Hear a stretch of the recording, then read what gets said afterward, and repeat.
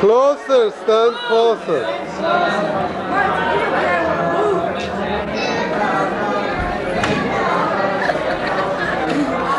Stop, stop, stop, stop.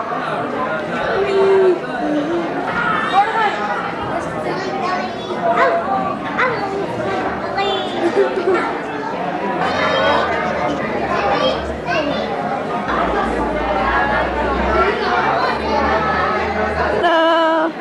What's on my phone?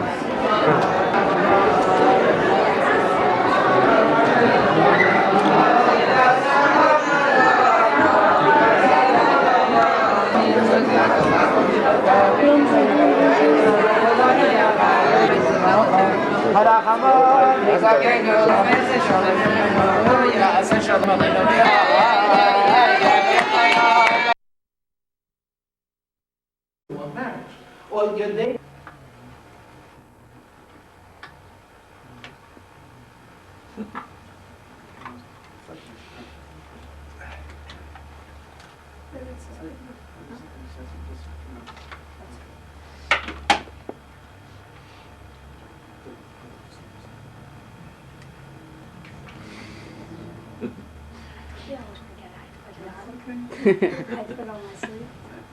I know, but Mr. Blake got so excited he put children on the other guy.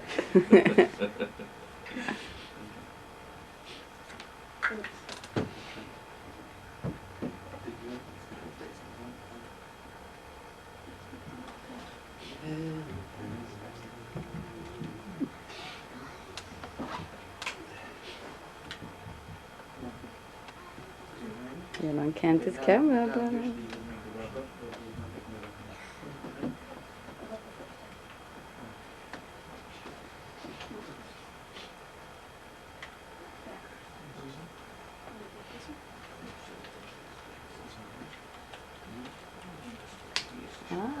I have an assistant over here. I didn't even know all about my assistant. Hey, you give me a push and the whole camera, everybody gets dizzy. It's not a good idea, Mordechai.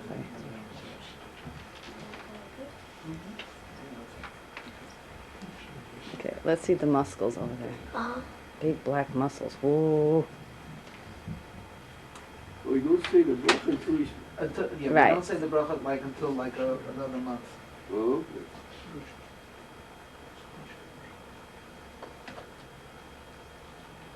Where's the proud papa? Good. That's it. Okay, You got it. Oh, there's a little girl hiding.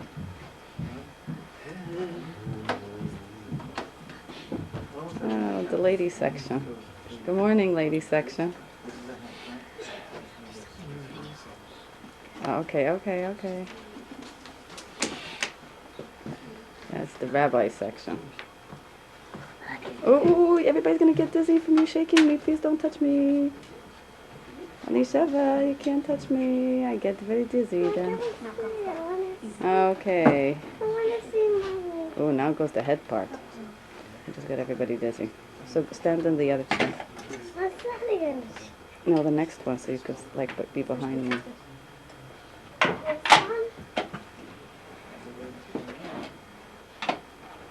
Monica, you're doing the digital?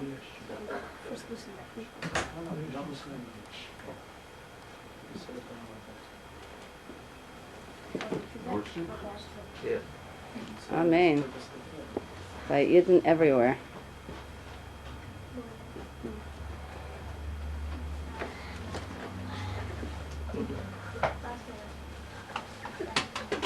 My head. You tell reporter from the Times he could come in. Joe. The Chronicle, Joe. Joe, come in, Joe. The Chronicle wants to take a picture. What again? It's hard enough to do it one time. You want to do it again? What's wrong with your Mordechai? Check to make sure that it's Between your two toes. Perfect. I'm making monkey signs. Haha. I never knew that was part of the film. But oh, you're making me shake. You're making me shake.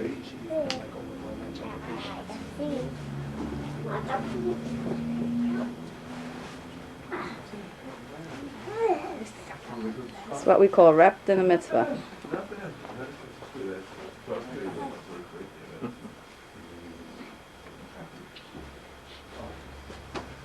He looks Jewish.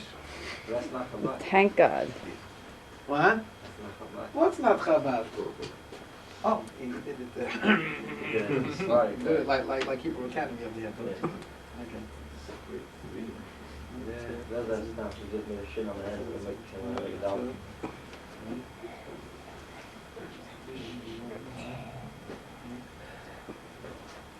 Good morning, Rebbe Goldstein. Two on the bottom. Two on the bottom? On the finger, two on the bottom.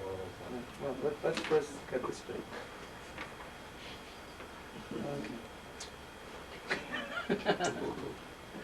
Okay. This is a very important day. This one, you could always take that next a little bit longer. My hand tights.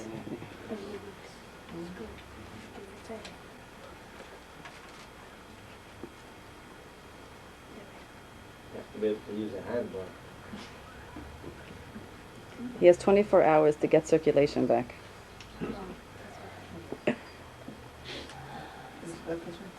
could make it a little bit longer like that. I just stick it in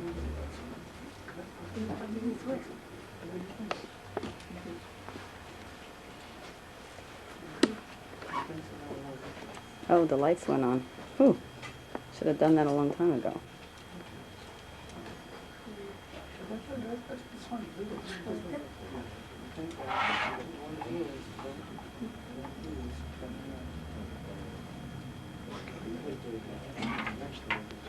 Grow, and Yiddishkeit should grow, and we should all march proudly. Amen. But Mashiach Tzedakenu, l'chaim, l'chaim, everybody. L'chaim. L'chaim Baruch. He said l'chaim. It's not a small occasion over here. We're talking about seeing a guy born in San Francisco. This is, Mashiach's Yeah, that's right, Baruch. It's you we're talking about here. Mazel tov, mazel tov. Me? No, me, not authority. You? Me, Mr. Authority? We're not playing. I thought you were taking pictures. Amen. Did we get to that stage? Let's What? You regret doing No, you're not going to regret. You're not going to regret it. Don't say that. you're just thinking about Dershman all day, that's all. Think about what? He said you'll be thinking about us the whole day. Exactly right.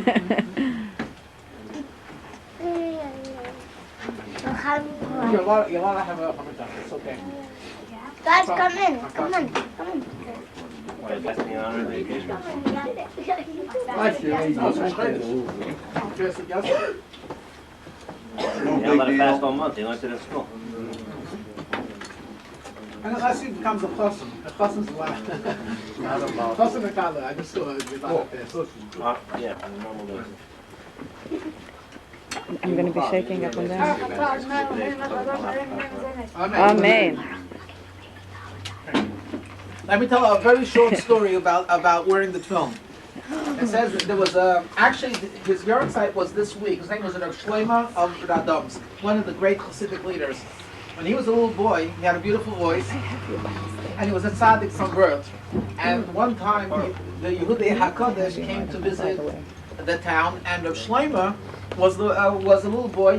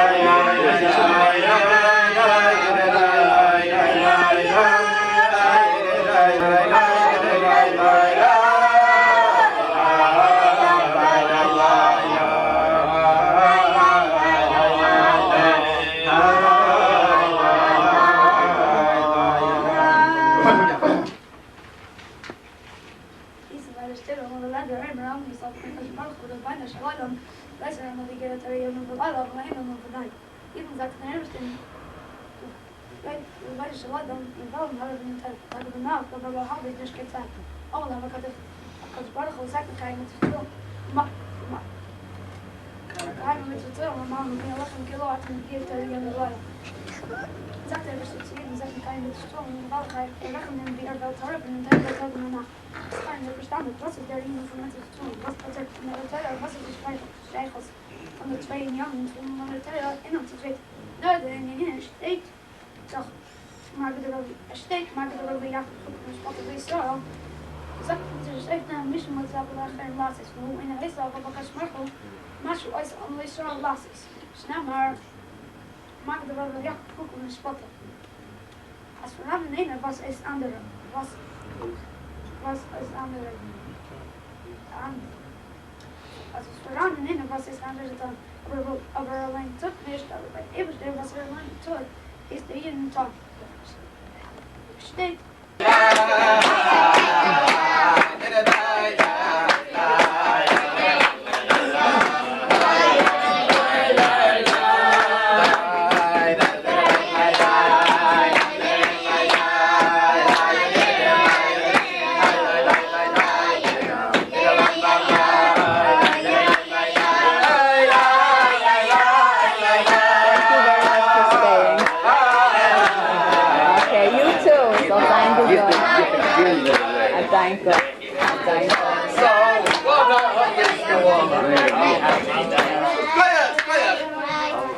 Awesome. Okay, very good.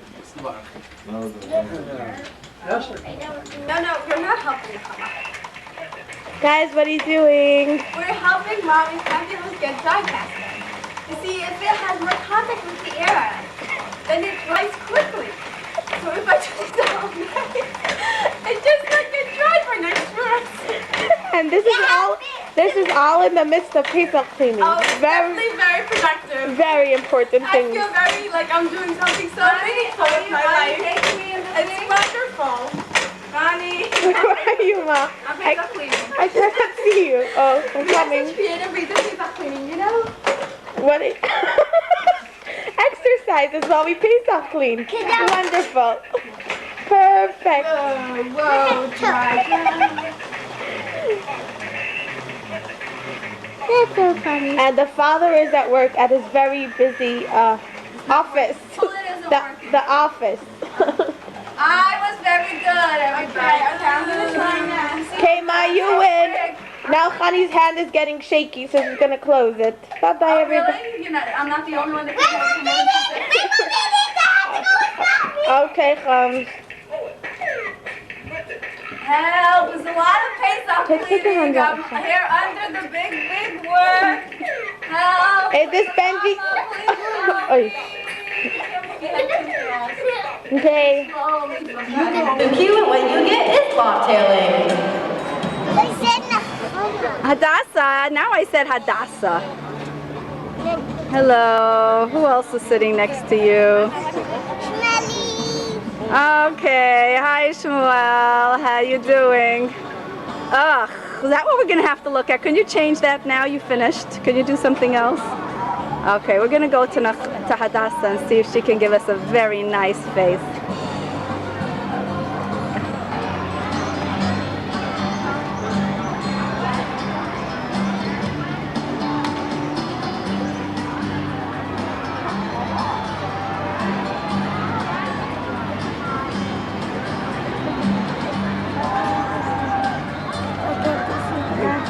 Go behind me.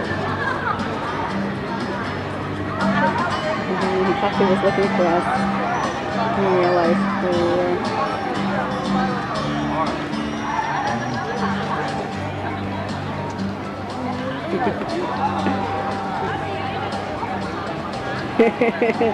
Ha, you didn't know. You're on candid camera.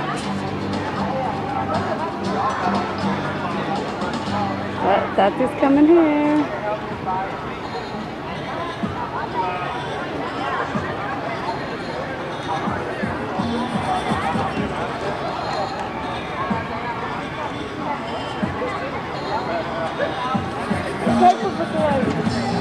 He's coming. Uh-oh. Where is he? Where is he? Where is he? Tati, stop where you are! serio, oye. Ya la van a dejar. Oh, you gotta sleep over here for 12 minutes. Right there by here.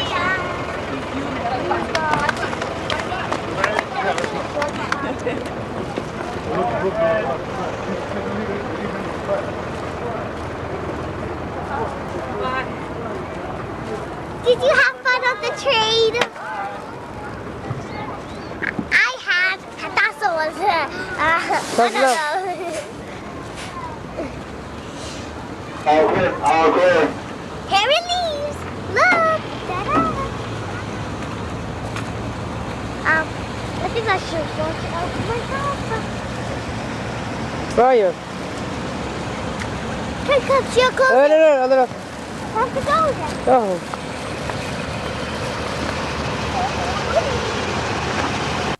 What's your name? Ellen. Ellen, thank you. Ellen. I just think it's important to know why, ask them why they haven't gotten I didn't find the right person. it. How long have you been looking for the right person? All my life. What kind of, what kind of boundaries you have? What are your, what kind of qualities are you looking for? Everything that you have. Okay, fine. Okay? Next. Who wants to be there? I mean, it's so easy to give right answers. It's easy. What are you going to find out? Well, what if you've been married 4 times? Okay, what's that? Let's go around. Okay. Who else wanted? There was a lot of. Okay. Please, you told me your name. I don't know. Jimmy. Jimmy. Why is it important to find out past history? Well, if someone is 35, 40, 45 years old, whatever their age is, they've been around long enough that they should have had some relationships with them. And so if you talk to somebody who are having serious relationships, if they say no, that, to me, that's not necessarily a very good sign. That they haven't had. It says they have not, yes. What would be better? A person that was never married, never had a serious relationship, never got physical with another person, or someone that's already working on their 4th and 5th relationship and now is looking to get married. Which one do you think is a better prospect? Well, I think you got a couple of real extremes here. I mean, Yeah, exactly. Well, let's try this again. Past history. Never married, okay? Never married. Married twice.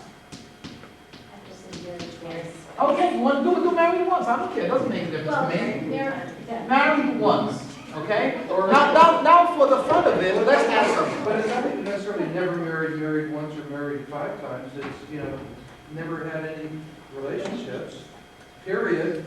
Is there a human being alive today that hasn't had a relationship?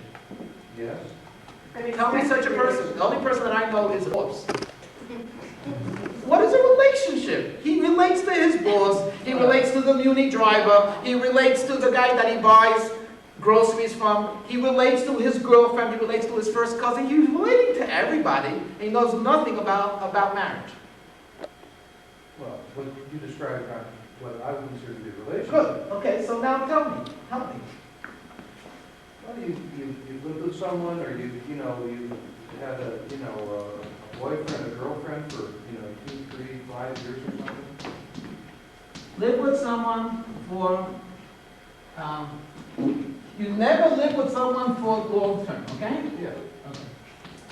Jimmy, and you want to say, I'm sorry, that it's important for you to know past this. You want to know if the person was married, you want to know if the person was into relationships, right? Okay. I asked you why is it important, and your response was, and correct me if I got it wrong, your response was, if they were in relationships, then that means they're, I don't know, more mature, or they're capable of loving and being loved. But if they're 34 and they were never in that long-term relationship, there must be something wrong. Did I get it right? Not exactly. Okay. If someone has never been in some type of long-term type of relationship, there could be someone who is, in their mind, they're looking for perfection that doesn't exist. They also don't know how to share. They don't understand. And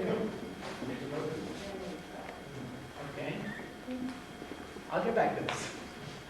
Yes. I completely. Are you married? What's your name? My name is Allah. Allah. That's a good name. Yeah? That's a name with authority. My God. Okay. There is no H at the end, Oh, okay. and so it makes all the difference. I completely disagree with the previous concept, and I really think that past history is very important. But for me, to know the past history of a person is first of all to know his buttons, which accidentally I could push, and I wouldn't know why he becomes angry, aggravated, or something happens and I don't know why it happens. So past history would be important just to know what the burden this person carries. And he could be in a lot of long-term relationships and could be incapable to carry on this very relationship with me. Or he could have never been married and would be the loyalest person ever. Okay. Would you like to add something to this conversation? I was going to say something about that part. Sorry. Right. I'm sorry, you finished? Okay, I heard. Yeah, I think I'm going to have two different perspectives. One is the idea that past behavior is as good as future behavior in some way, shape, or form. At the same time, however, first of all, maybe the person wasn't looking to get married before. Past behavior is an indication, okay? Yeah. Or they haven't found somebody. They haven't found somebody who they felt was suitable to pursue in a long-term relationship. So what do you do? So how do you evaluate that? You know? Okay. Yeah. Does anyone remember the airline called Virgin Atlantic? You remember their slogan? We have more experience than the name suggests. Really, that was the slogan of Virgin Atlantic. Actually, very catchy. I thought it was something like that. Okay.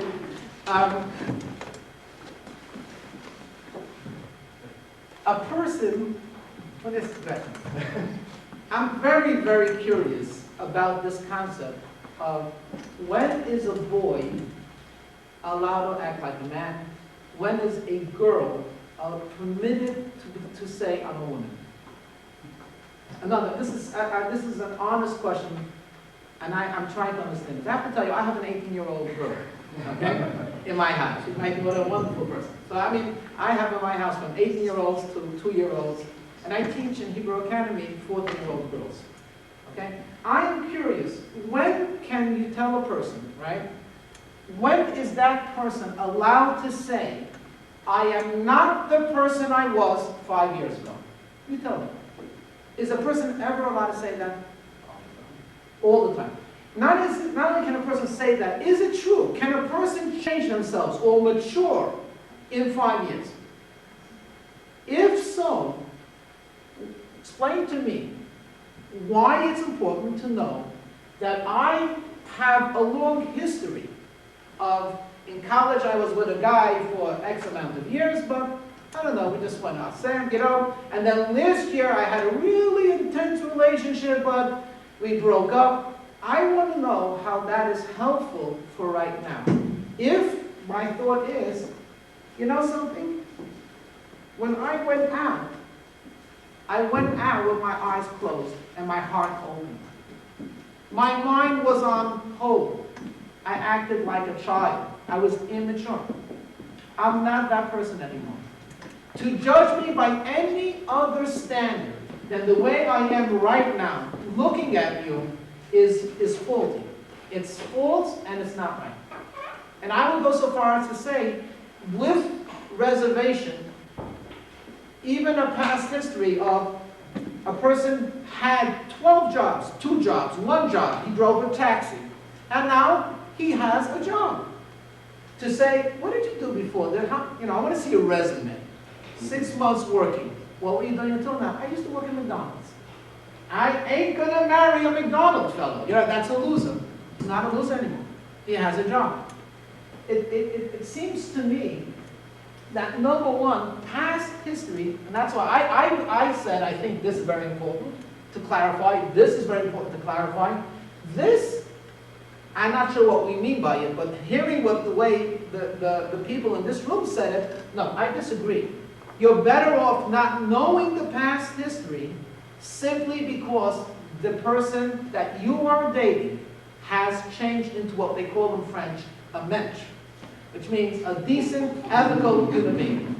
And to say to yourself, how can I trust this man, or how can I trust this woman, based on the fact that they had physical relationships and all kinds of stuff, and then they broke up and they walked away, that is because they never went to the seminar.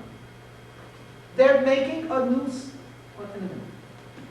What I find almost humorous, I was going to say unbelievable, but I think the word humorous is better. What I find very humorous is that a man would rather marry a woman who has been emotionally and romantically involved with more than one man in the past and has been wounded by those people because they're not together anymore, and that a person would trust that this relationship will be better than getting involved seriously and lovingly with a woman who has no prior conceptions that men are wicked and they're taking advantage of you and all they want is blah, blah, blah.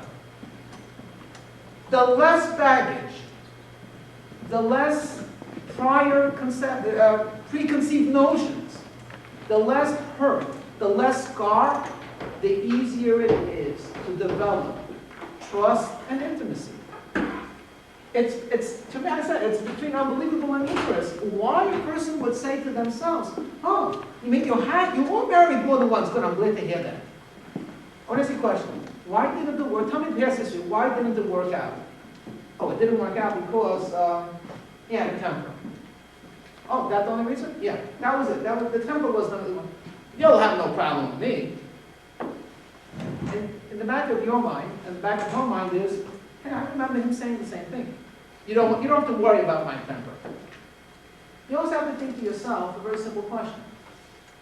If marriage is long-term, why were they not able to work it out? The answer probably lies in very deep subconscious, but enough to say that it was mishandled. That's the answer. It was mishandled. Because most of the things that upset us are not the moment, it's always an accumulation of a bunch of stresses and anxieties and hurts and so on, and misunderstandings. So if you come home late, right, or you forgot to pick up the stuff from the dry cleaner, and a spouse or a lover or a partner blows up, it's not because you forgot to pick up stuff from the dry cleaner. It's because you've forgotten in the past 20 other things. It's because they read into that you really don't care about them. It's not the dry cleaning at all. It's a whole bunch of buried stuff. So now, if I'm going out and this lady tells me I was married twice and it didn't work out, I say to myself, besides that she's been wounded and she has scars and she's going to put up with dukes every single time something could be misunderstood, besides all of that, what kind of a personality is she? When the going gets rough, she's out. Maybe he got out. It doesn't make a difference. It was mutual. So I would say, and this is an opinion, I would say you go very light on the past history. Very light on the past history. What you want to ascertain is that they're single, not in the process of getting divorced or separated. You know, that's very important, by the way. They were married and now they are looking for marriage. They're not looking to try it out to see if they want marriage. That's not what you're looking for. Because that's so open-ended, besides that it doesn't really bring God into the picture, there's no commitment. Be very light on the past history. I have to tell you, just a thing a little bit personal, and that is where I come from. In my community, which is a Hasidic community, none of us had any relationships before. I'm not going to make myself into anything more than I am. I'm going to say this is a simple statement, and I wasn't alone. Until I touched my wife, I never touched another girl or eligible girl. In fact, when my aunt occasionally gave me a kiss, I said, "You're not allowed to." That's it. And this is not me. I mean, my wife was the same way, obviously. And this is many thousands of families. It's not like, we're from the, romanticized Fiddler on the Roof, Tevye type of thing. I mean, there are thousands of families, maybe tens of thousands of families, where the kids grow up with nothing physical is allowed, and in order to avoid something like that, they basically are very, very formal to one another.